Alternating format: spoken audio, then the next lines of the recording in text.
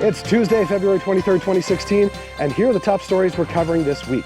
Could an ad-free internet mean that websites are no longer free to use?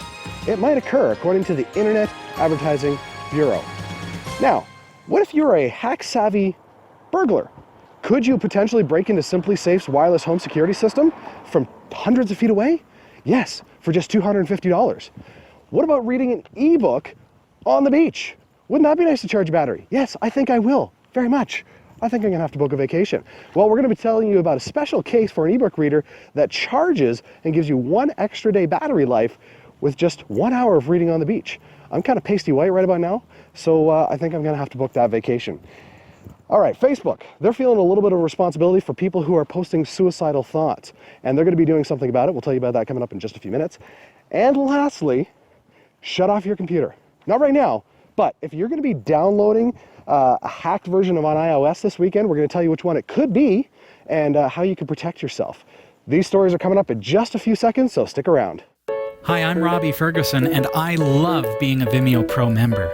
As a web broadcaster, I need an affordable video hosting platform that's as flexible as me. A Pro membership lets you upload up to 20 gigabytes of HD video each and every week with no additional bandwidth restrictions.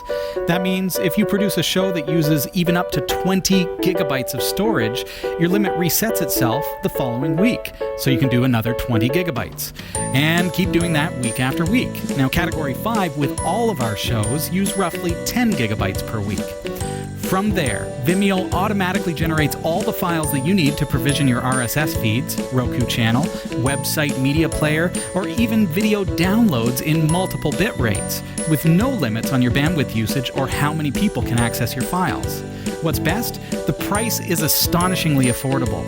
And for a limited time, friends of the Category 5.tv network will receive a whopping 25% off the annual price. All you have to do is go through our link, cat5.tv/Vimeo, and sign up today for your 25% discount.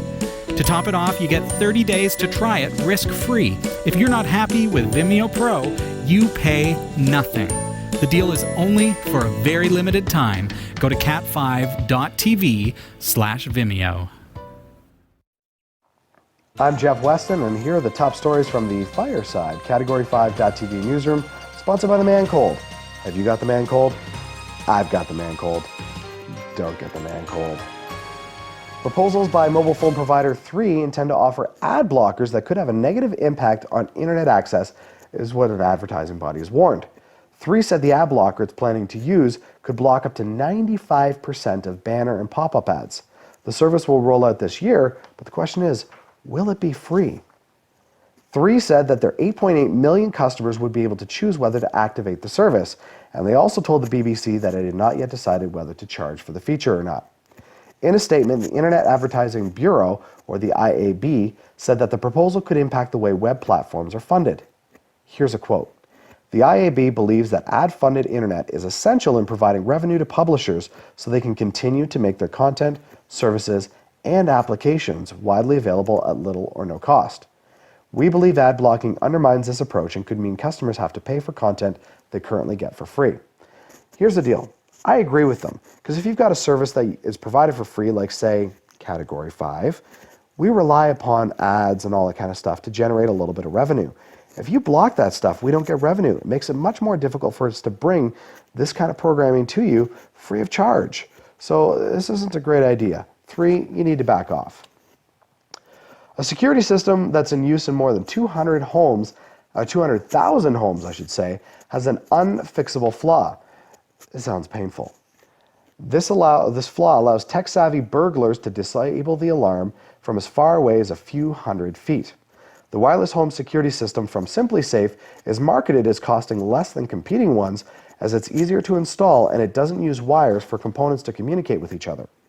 But according to Andrew Zonenberg, a researcher from the security firm IO Active, the system's keypad uses the same personal identification number with no encryption each time it sends a message to the main base station. That opens the system to what's known as a reply attack, in which an attacker records the authentication code sent by the valid keypad and then recycles it when sending rogue commands transmitted over the same frequency. Zonenberg wrote in a blog post published last Wednesday, "Unfortunately, there's no easy workaround for the issue since the keypad happily sends unencrypted pins out to everyone listening. Normally, the vendor would fix the vulnerability in a new firmware version by adding cryptography to the protocol. However, this is not an option for the affected SimpliSafe products because the microcontrollers in currently shipped hardware are one-time programmable. This means that field upgrades of existing systems are not possible. All existing keypads and base stations need to be replaced. This hack only costs about $250 to create a microcontroller, and with a few hundred lines of code, it would make it easy to communicate with a SimpliSafe base station.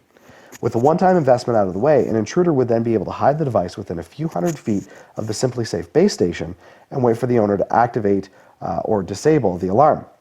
The attacker could later replay the captured pin along with a deactivation command to prevent the alarm from sounding during a break-in. SimpliSafe replied in the utmost professional manner by brushing the vulnerability under the carpet, saying it was irrelevant. They said the majority of break-ins are quick forced entry and not the sophisticated type of attack that requires diligent planning. So basically what they're saying is, don't worry about it because most break-ins aren't by sophisticated break-in people. Burglars, they don't know what they're doing. Just ignore it. Great reply. Here's a neat idea. Paris-based Bookin is working with Sun Partner to create an e-reader cover fitted with invisible solar panels.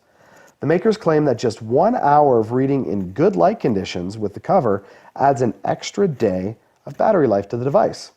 The cover was unveiled last year, but it's now on display at the Mobile World Congress in Barcelona. It's made using a printed optical network combined with solar modules that recharge the ebook when exposed to sunlight. The cover will first be available for Bookin's own SciBook Ocean ebook in early summer 2016 before rolling out to other devices. At this point, though, the innovative cover is not yet known to have a price. I think this is a great idea. I'm planning on taking vacation shortly. I would love something like this because if I'm sitting on the beach, I don't want to have to charge, stop and go back to my room and charge my ebook reader. Just not fun. So I think this is awesome. Facebook. Facebook is at it again. They're rolling out a new feature across the UK to help users who are feeling suicidal. The suicide prevention tool has been developed in connection with the Samaritans. It aims to try and provide advice and support to those struggling to cope with, as well as the friends and family of suicide. People can now report posts that they're worried about in a more direct way.